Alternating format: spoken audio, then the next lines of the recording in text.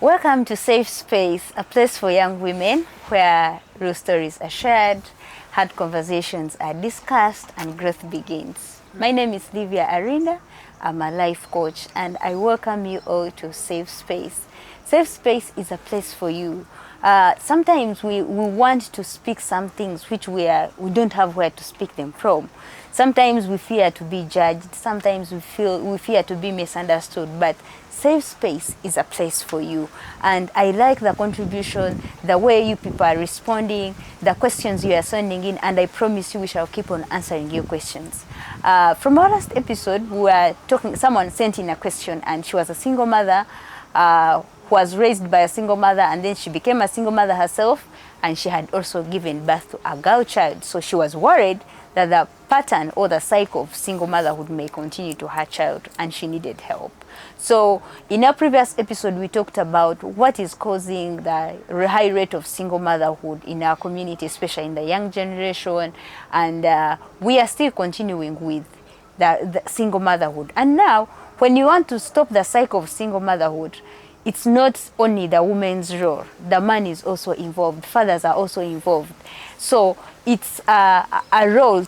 Today we are going to look at the role of fathers, the contribution, because sometimes their absence in the girls' lives affect the decisions these girls make or the perceptions they have about men, and in the end they end up being single mothers. But before we continue with our conversation, remember we are at Namaste Restaurant in Kamocha behind City Oil, and this is a nice place where you need to come with your family, with your friends. You have a birthday party, you have a baby shower, or you have even a wedding, or even meetings. So this is a place which is well prepared for you, and you can just come and enjoy yourself and keep your memories.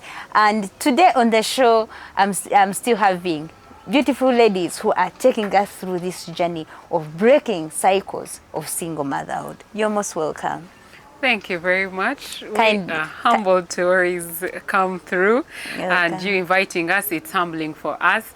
My name is Joanne Chihembo. I am a life relationship coach, and I love speaking about real relationships, real faith, and real love, nothing else. And so when we come to us talking about the roles of fathers and the single motherhood, it's the same. We all both are looking out for love. Yeah. What is it that we are failing to get out of love? So I'm always humbled to come through. Good to have you on the show. Thank you so much. I'm so happy to be in this safe space. My name is Tracy at Kunda. I am a consultant on youth leadership, and I work with Boschana Uganda as a partnerships and donations manager. We deal with women empowerment and production of reusable pads. So it is the same whole interesting topic we'd like to indulge in. And I'm more than humble as well to be on our show today. Wow, good to have you on the show. Like we said, stopping the cycle of single motherhood is also a collective role of both mothers and fathers, because I mean we are not becoming single mothers by ourselves or by animals. We have human beings. So well, we want to look at how does it affect, because in one of these of the sessions I've had with my clients, I've realized that some ladies grow up already, they miss the father's love when they are still young, and they run for men, looking for a father in the men, the father they missed at home, the love, that true love from the father, where you know that this is my dad and he loves me for where I am, not because he's going to sleep with me or not because of something else he needs from me. He loves me because I'm his daughter. So because they miss that love, they end up looking for men, and most of them look for older men because they miss their fathers. So what other contribution has this brought, or what is the involvement of role, or how can men be involved to stop this cycle? I want to first define the role of a man in a home. Fathers don't just provide. They are the safe space. They provide more than a safe space for the children mostly. As a father, if you are the king or the priest of a home, and you have built a home, a table as a king with a kingship, then you have to create more spaces for either princesses and princes, and then your queen that you have. Yeah. So if you create a rug for your queen to sit on, your queen is going to create a more rug, another rug for the princess to sit on, because then the hierarchy is like this. The hierarchy is flowing down from you. But as a man, as a father, if you put a better seat on your throne and you seated on it, but then the next queen, your queen is seated on a chair that if your child looked at it, it's like, my mom is a queen. The mom is going to create more princess seats. So it's going to be a crown that nobody can even, like a space that nobody can get in. But fathers, here is what they're saying. I am the king, the lion. I am the king. I sit on the throne. Then these are the rugs that I have to step on you when I'm coming through to my throne.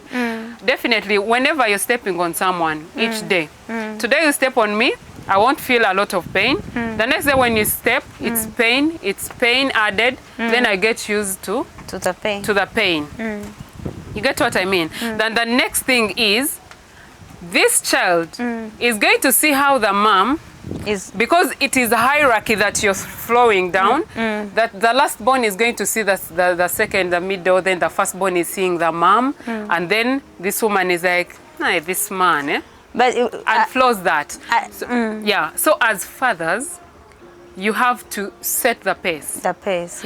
Either set the bar so high that nobody else is going to get in, or set it low that is going to come up to you. So fathers, these children are looking up to you, but they're only looking at how you're treating the mom. They're actually not even looking at how you're treating them. Because then if you're treating them, if you're treating them well, if you're treating the mom well, the mom is going to treat the children well, because the mothers are nurturers, so the overflow goes still. So basically, I think the fathers, it's more than just provision. It's a safe space, creating a safe space for protection. And more to that, I think sometimes girls want to marry their fathers. What I mean, they want to marry people who are like their fathers. When they're looking for a man, they will look for a father, like what the picture their father gave them.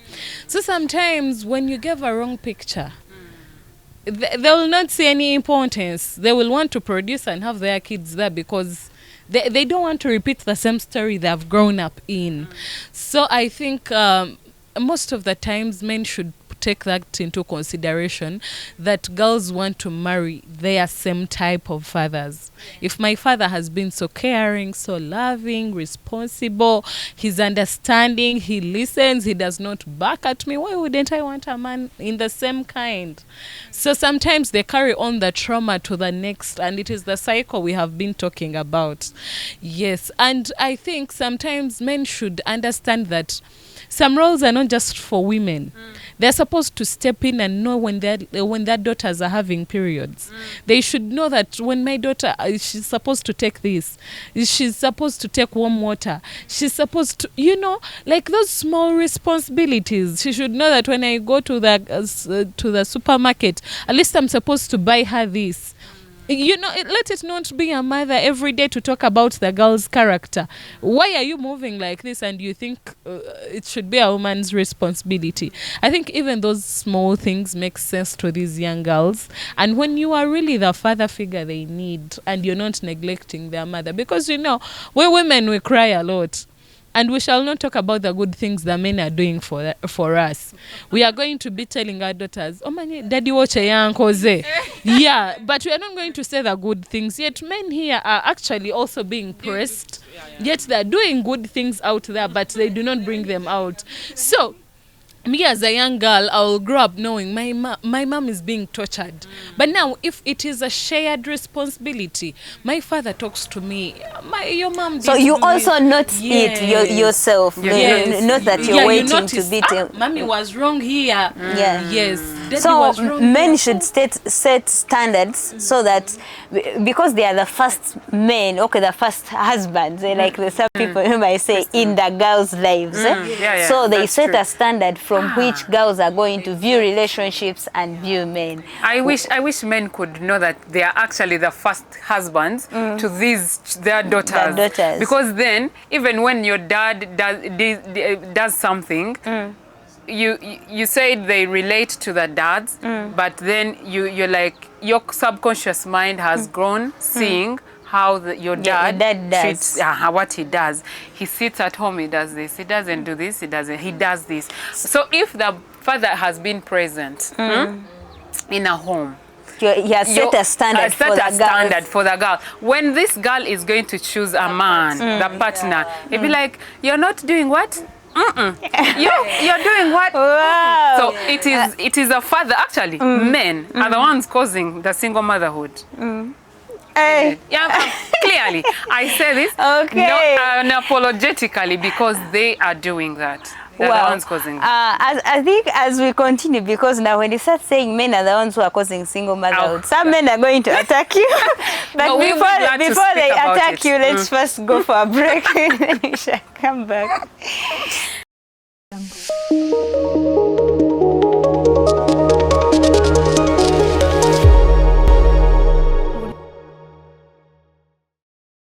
Welcome back from a break. Before we went for the break, there was a hot conversation here. People saying men are the causes of this high rate of single motherhood. But you need protection. Because protection from...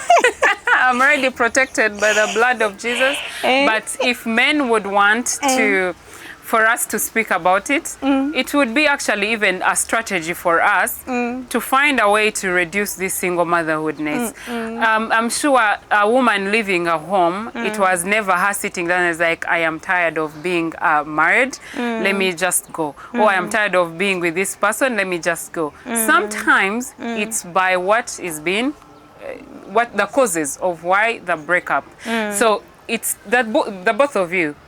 So if you did contribute, then can we know what you contributed? And then you sit down and it's like, oh, I am the cause of why this woman left my home. Yeah, in simple terms. Unapologetically, I say that. Seriously. Yeah, but what I can say is even when it's two-way, we can't only say they are men, but I said some men are the causes also, like they're part of the causes. There are some women who you didn't know what to do in that space that you went into. You went there young, you were just looking for, you didn't have a father figure, money, or you're looking for money. Like there are a lot of things that sometimes cause you to get to cohabit with someone or get married, but again you find you didn't know what to do. And marriage is, you figure it out when you're in. So it is now about you to say, okay, let me quickly, there are some people who just pick up themselves and they're like, I'm not doing right, what can I do right when I'm there? But then there's someone who says, I have to lay back, get out, then get to know. But when you get out, it's different. You're ready, it's different. Yeah. So as we conclude, like I said, this high rate of single motherhood is now affecting the youth. And we are looking at stopping this cycle so that, yes, it has happened in our generation, but the generations after us should not experience it. Or starting from our generations, we should do all it takes to reduce the rate at which, instead of increasing, we should look at least reducing. So what are some of the strategies that we can use? Like, as you wrap up, there's some of the strategies we can use to break this cycle, especially amongst the youth. Yeah, number one, I think I will still re-emphasize on my point of empowerment and creating these safe spaces.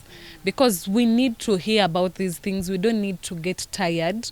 And society has to change the narrative of thinking these are immoral conversations, people speaking the unspeakable, because our girls have to know these things are happening, they're continuing to happen.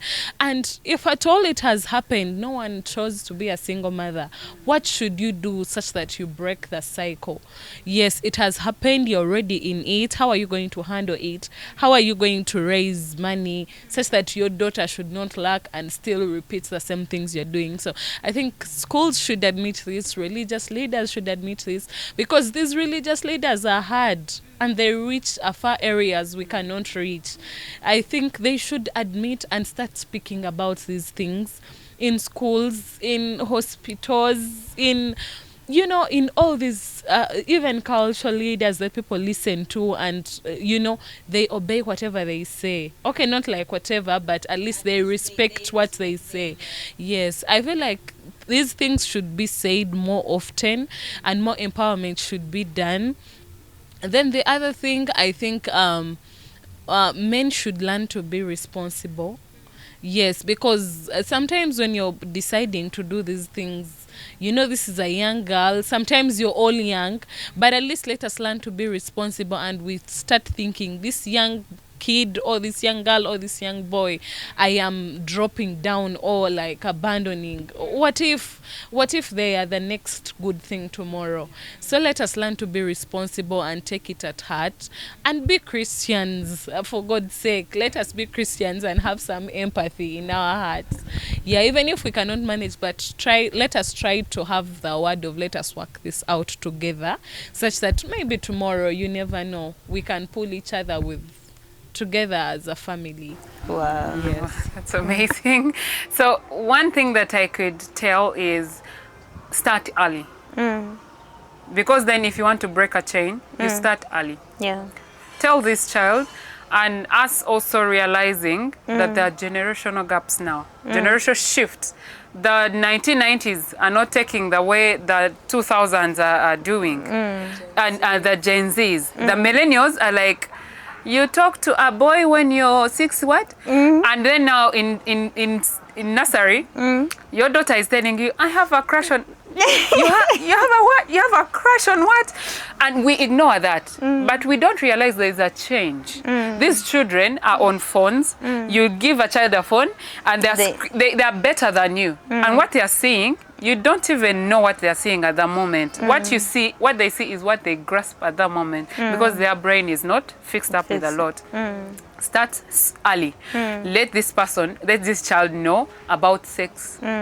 Because either way, if you don't, they're going to know. They're going to know. So they would want the wrong way. It's better to know from the right source than from the... When your daughter knows about sex, if a boy came to them, you're like, I know it. Mommy told me it is this and this. So when they're trying to woo you to that, your daughter is going to be aware of it. And again, I want to empower women. Like men who think empowerment is competition, they're really wrong. Because an empowered woman will raise a confident child because they know their value, they know they can speak out. Then they know the culture shifts get into. You say there is a culture that says, you don't say no to a man. But then there is what do you value? What are you looking at in future? And so if the woman is empowered to know that actually that is a culture tilt that has already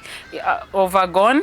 Nowadays, I have to tell my daughter, you know what? When a man touches here, if you're uncomfortable, tell them don't. Face to face, tell them no. This is not good for me. And so if the woman was raised to know that any man who touches is okay, they are definitely going to raise a child who says it is okay for any man to touch. So it is us, start early, speak to them. Also involve men in these predicaments. Yes, they are calling only girls and they're putting them in a safe space, quiet. They want to speak about sex. They want to speak. So then boys are unaware of anything. But then they're even putting them, they're cocooning them, and everyone half time they're asking, what are we talking about? Because we've not heard our mother say it. Mommy has not said this. Yeah. That's why sometimes we get our children say, teacher said this. And they never say mommy said this. Mommy said this. Teacher said this. They are supposed to be proud of saying, mommy said this. So we are giving the responsibility of raising our children to other people. We are not doing it. We are not involved as parents. Yeah, and also like fathers, involve the men, involve them, let them sit together. You know the brushing of hearing about sex? Of how a girl brushes when they are just two together, because we are the same. When we are talking about sex right now, it's like we are the same. But if you had a gentleman here, you'd be like, mentioning sex 3 times, 4 times. let me just say 2 times. You start saying those things. But when they are still young, you ground them with other boys. You say sex, a boy does this and a girl does this. This is bad, or this is. Yeah. Do it when you're grown. The boy, I want to call it like the shyness gets off. They get to know when they are there. But we cocoon the girls together, give them this whole information, and then meet the men who are not informed. And then the girl is going to wonder, wait, why did I even use this information? Why did I have all this information? But when they are there, there's not going to be that shyness. You had the same word that I had. So like it's plain. I wish that could happen. Get them together, speak about sex education with them. It could help us so well to fight against that single motherhoodness. Wow. Me, what I can say is, as we empower them now with the words, with the right decisions, we need also to empower our girls to learn. Because like we said, some of these people are going there because financially they don't want to work, but they want to look good. So it has become one of their businesses, so that they know this political, maybe public figure will want to keep his public image. So if I give birth to just one child for him, he will take care of me, I will be assured of a car, of a house. So we should also empower these girls to be hardworking and learn to be able to provide for themselves. And in cases where they are not able to, like the resources are not enough or are not what they need, they should learn to live within their means. Let not social media distract us. Let's not, let's start comparing ourselves to others, because sometimes the people you're comparing yourselves to, maybe they have their parents or the rich parents, and then for you, you're a single mother, you don't have where to go, like you've been raised by a single mother, so you don't have money at home, your mom is struggling, you want to also live up to their standards. So as we empower these young women, as we involve men, we also need to talk to these young girls to either live within their means or work hard to improve their standards of living. Yes. And as we go, I want you to think about it, reflect about these cycles of single motherhood in our society. And I want you to know it's your responsibility. Look at how you can also be part of it, because it is not a one-person thing. We may be here speaking about single motherhood, but for you may be living next to a single mother. Some people are not able to have access to certain spaces or hear this information. So if you're able to hear this information and you know a neighbor, now your role is to do the same in your community. Impact your community. If we all work together, we are going to end this thing of single motherhood, and we shall have better societies, we shall have better generations, because as we have these many single mothers, the crimes also are increasing, the behaviors are being affected by all this whole thing of single motherhood. So when we fight together, we are going to have a better generation, and our world will be much better. Thank you so much for being part of our show today. I'm really glad to have you. Thank you so much for coming. And thank you so much for sharing with our people today. And to our viewer out there, thank you so much for following.